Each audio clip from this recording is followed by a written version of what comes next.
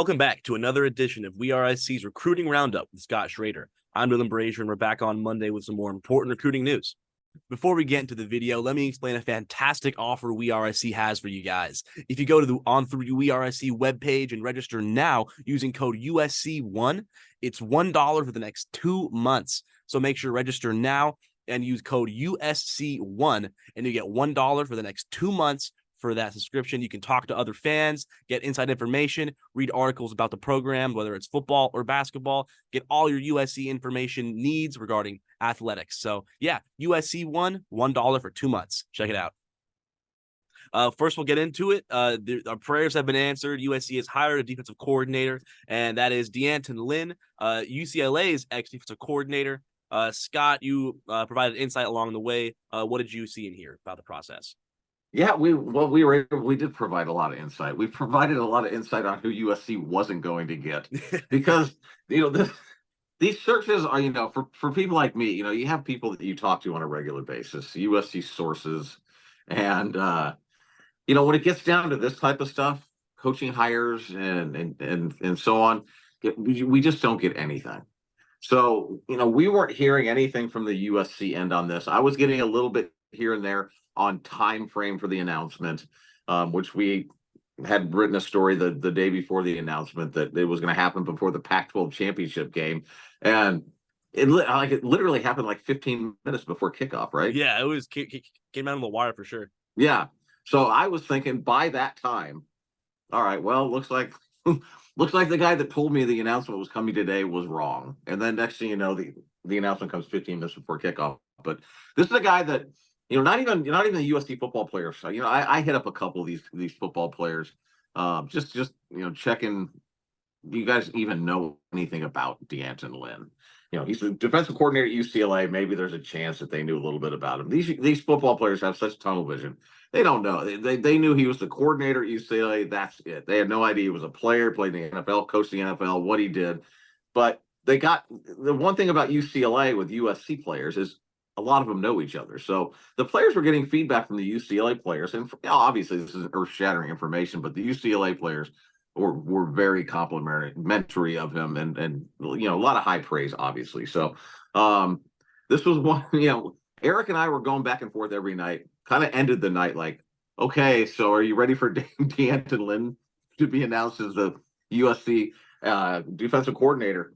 Every night Eric would say that, because we had all these names out there. And, of course, it's going to be the guy right down the street that we're not talking about. But, here's the thing I like about him. He's 34 years old. He played at Penn State. He coached in the NFL. His father's coached in the NFL. So you have a guy, I think just the NFL part alone brings this toughness. These guys know what it takes, to be able to make it and succeed in the NFL. So I think Jadyn Lynn offers that. But obviously, to take a 100th ranked defense in UCLA last year, and he turned it around to a top 15, I think. I think it's their top 15, their top 10 in rushing defense. Oh, yeah, so, I have the stats right here. That's where we're going to go. For sure. So they're number 1 in rush defense, allowing 69 yards per game. 3rd in the country in tackles for loss with 99. 3rd in the nation in sacks with 41. And then, so they have the 11th overall defense, only allowing 23 touchdowns on the year, and then 299 yards per game. So, you're getting a guy that could potentially just be this rising superstar. I mean, this could be one of those guys that ends up being a head coach 5 years down the road, right? His second year of coaching college football, his first year of coaching college football, he was a coordinator at UCLA. So this is really only his second year of coaching college football at this type of a level. So, this is kind of a really, really fast, ascend in the coaching profession. And, I think that there's a lot to be excited about with him. I think you're going to have a guy that's going to recruit. I mean, just having the change alone is going to help recruiting significantly. But overall, and there's going to be some more staff changes as well. There's going to be some more additions. There's going to be some guys leaving and some guys coming. We're not privy to to who is going to be coming and going, but there will, likely this week there's going to be some changes. For sure. But overall, Scott, if you can give your personal opinion on the hire compared to what we could have gotten. Yeah, I was kind of thinking it would have been in USC's best interest to go out and get somebody that had a fairly lengthy resume. Guys we've been talking about like Pete Kwiatkowski from Texas. Even Tony White, who was being reported as the next defensive coordinator at USC. The thing about Tony is Tony, and not just Tony. I go to a lot of high schools, and I'm going to several of them during the springtime when these college coaches can get around to the high schools and pay their visits. So I see a lot of these guys, in my travels. And Tony White is one of them that I've met over the years. And this was actually the guy I was hoping was going to get the job. Just be on a personal level. I normally don't give a crap at all, but I think you're looking at guys that they could have gotten that had lengthier resumes. Jim Leonard, his isn't even that long, but he's got he had 5 solid years at Wisconsin as a defensive coordinator. You have Kwiatkowski at Texas that has 15, 20 plus years as a coordinator. So I thought that's who they were going to go after, but there's something about D'Anton Lynn that not only was USC going after him, UCLA had several other programs that were trying to get him. So just look at this guy. He was somebody that a lot of programs wanted. So I would give it an 8 out of 10 just based off of what I'm hearing, and we'll see how things go. USC may be ranked 95th next year in defense for all we know, but I highly doubt they will be. So anyway, I think and even USC then, 95th would still be progress. There you go. So perfect. I mean, how sad is that? Yeah, exactly. USC's bowl game has been announced. They'll be playing at the Holiday Bowl against Louisville Cardinals in San Diego. Scott, if you can just give your quick thoughts on this bowl game. Well, I just think based off of today and how things kind of played out with the matchups for the bowls, my first thought was it was funny that Oregon's going to be playing Liberty in the Fiesta Bowl, and USC is going to play Louisville in the Holiday Bowl, which to me, I mean, going to San Diego for this game, downtown San Diego, and being able to enjoy a weekend down there and playing Louisville, which is, Louisville's a good football team. I mean, Louisville, their offense didn't look all that good against Florida State, which is a whole nother topic, Florida State, by the way.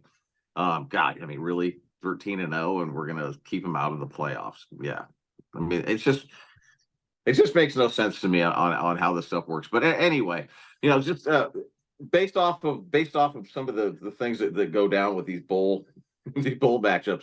Last year it was a big deflation for USC when they got Tulane, and then USC ends up getting beat by Tulane. Yeah. So I'm looking at this Liberty matchup with Oregon, and I'm thinking, God, it could end up being like a similar outcome, right? Yep. Or Oregon players are looking at this game and they are severely disappointed, right? What are your thoughts when you saw that matchup? I mean, the bowl matchup, I think it's great. San Diego, yes. Holiday Bowl, awesome. And it's not the Sun Bowl, but what are your thoughts? No, I agree. I think it's a great matchup.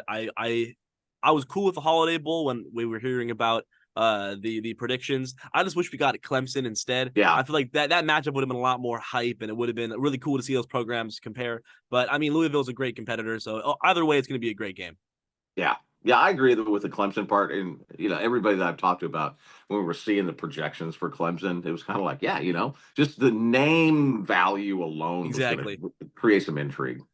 And then some more announcements related to the program. Darwin Barlow and Jude Wolfe have entered the transfer portal, as well as Zamarian Gordon. Marshawn Lloyd will forgo his final season and enter the NFL draft. And then we'll move on to official visits. There'll be a group of recruits in the class of 2024 coming in before the National Signing Day on the 20th, and they'll be headed either the 8th through 10th or 15th through 17th. We'll start it off with Dominic Kirks, who is a Washington commit. We'll take a visit on the 8th or 10th. He's a 3-star D lineman from Riverside, and he's 6'5", 250, so big man up front. Another one is 4-star defensive lineman Carlon Jones from out of Texas. He's the number 35 D lineman in the cycle. And let's see, and he will be taking a trip during the 15th through 17th visit dates. 3-star offensive lineman Kalolo Ta'aga. He used to be committed to San Jose State and is the number 72 tackle in the cycle. And he's 6'7", 265, so another big man up front. And he hopes to visit December 8th through 10th. at some point this week anyway. There was no really set date for him, but we'll also mention Jadyn Wallker. We mentioned him last week, but he is also going to be taken. He's a defensive lineman committed to the University of Minnesota. He's going to be taking his official visit too. You didn't mention him. I don't think he's going Not to be during this visiting on. round. Yeah, but he'll be visiting Yeah. on the 8th as well. Those are new guys, but we'll mention them anyway because it's just one more. So, and we do anticipate others that will be visiting as well. There's going to be transfers. Transfer portal opens tomorrow. There's going to be some transfers coming in this. Like I would anticipate transfers coming in all week in different levels. But USC is also going to be practicing for the Holiday Bowl. So, yeah, it's going to be an interesting finish to this recruiting process, and you just don't know if there's even some potential flips that are still available to USC, and this leads me to this one, and we don't have to mention him separately. Gabriel Relaford, who took an official visit to USC a few weeks back, was committed to Texas A&M. He just announced his decommitment today from A&M, fresh off an LSU visit. So we actually put an LSU prediction in for Gabriel Relaford, and so did Sam Spiegelman from On3. Good to know. USC has offered a 3-star linebacker, Jadyn Wallker. He's a current Michigan State commit and the 115th linebacker in the cycle. Yeah, Jadyn is another guy. We actually hit him up yesterday and today. Yesterday, he wasn't sure about the visit. Today, he said the visit's going to be coming soon. So he's another one that we will likely be putting on the visitor list, but he's just not on it right now. And there was another offer that was sent out today to Gardena Sarah, wide receiver, safety. Actually, he's really good on both sides of the ball. Zacharias Williams, and he's a guy that oftentimes I get asked, are there any local players that you would offer that USC hasn't? And there are a couple of them, but the one that always stood at the top of my list was Zacharias Williams, and so he got an offer. He just recently committed to Utah.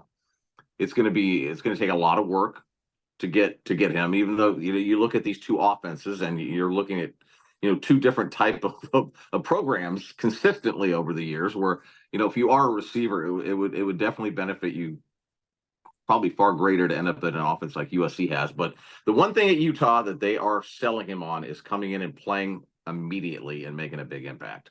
I'm not sure USC is going to be able to sell him that or not. So I think that's what it's going to require.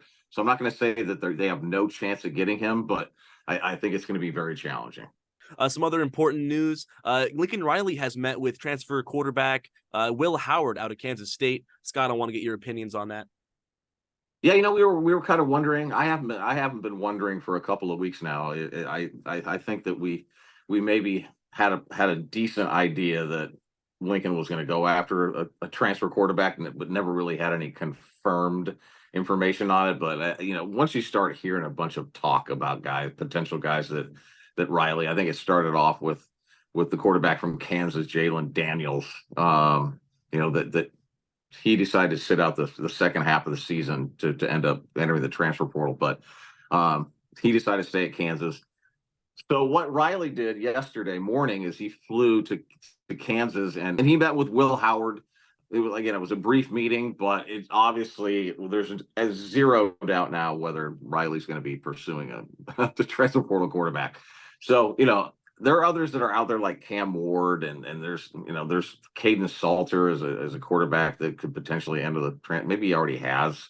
He actually played with Cortland Ford at Cedar Hill High School. Oh wow. He's at Liberty, so he will actually be the quarterback that's playing against Oregon in the bowl game. It could end up being an intrigue because Caleb Williams played against Oregon before he transferred to USC in the bowl game against Oregon. So you look at Will Howard and you watch video. I'm not sure if you have or not. If you haven't, I recommend you do it. This is a very, very big person too. I mean, he's like 6'5", just a big dude that can run, but he also can make all the throws you want. And I'll tell you what, I'm watching his film, and if that's who Riley goes after, I personally think that you can't keep going over transfer quarterbacks forever. Otherwise, you're going to stop getting the high school guys.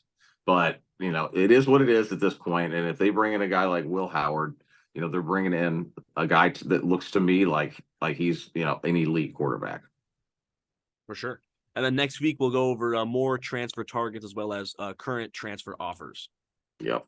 Well, thank you for tuning in to another edition of WeAreSC's Recruiting Roundup with Scott Schrader. I'm Lynn, and we'll see you next Monday. Fight on.